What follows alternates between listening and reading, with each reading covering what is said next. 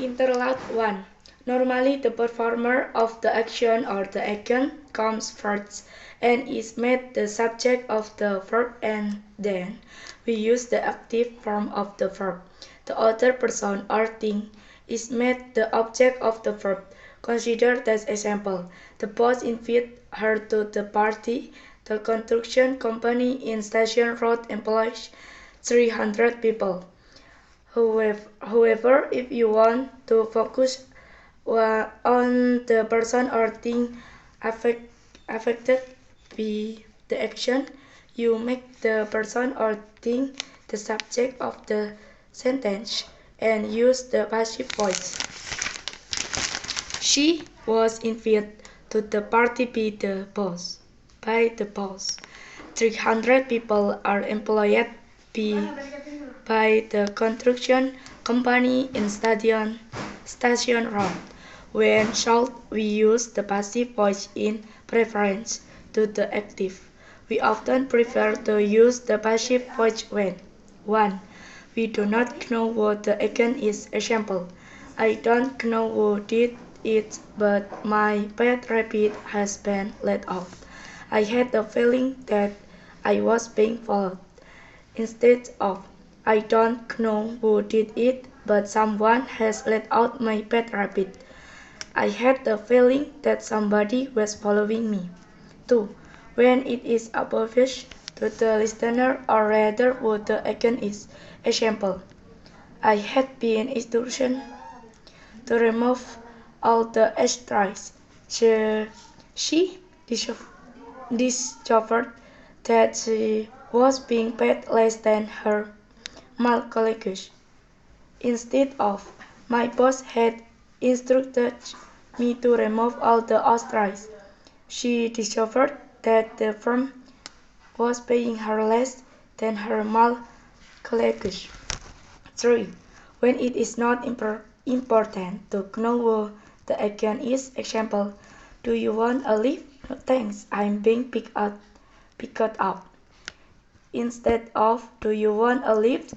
No thanks, someone is picking me up. 4. When the action has already been mentioned. Example: in the next session of Parliament, new laws will be introduced aimed at stopping domestic violence. Instead of in the next session of Parliament, the government will introduce new laws aimed at stopping domestic violence. 5. When people in general are the action. Example: all the battles records can be borrowed from the central library.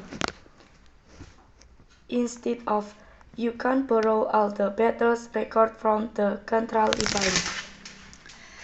Biasanya, pelaku tindakan atau agen didahulukan dan dijadikan subjek dari kata kerja, dan kemudian kita menggunakan bentuk aktif dari kata kerja. Orang atau benda lain dijadikan objek dari kata kerja. Pertimbangan contoh berikut. Bos mengundangnya ke pesta. Perusahaan konstruksi di Station Road mempekerjakan 300 orang.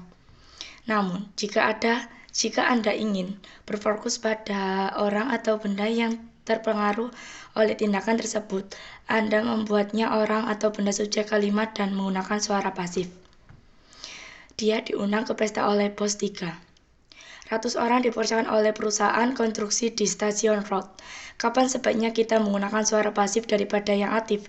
Kami sering lebih suka menggunakan suara pasif saat 1. Kami tidak tahu siapa agennya. Contoh: saya tidak tahu siapa yang melakukannya, tetapi kelinci peliharaan saya telah dilepaskan.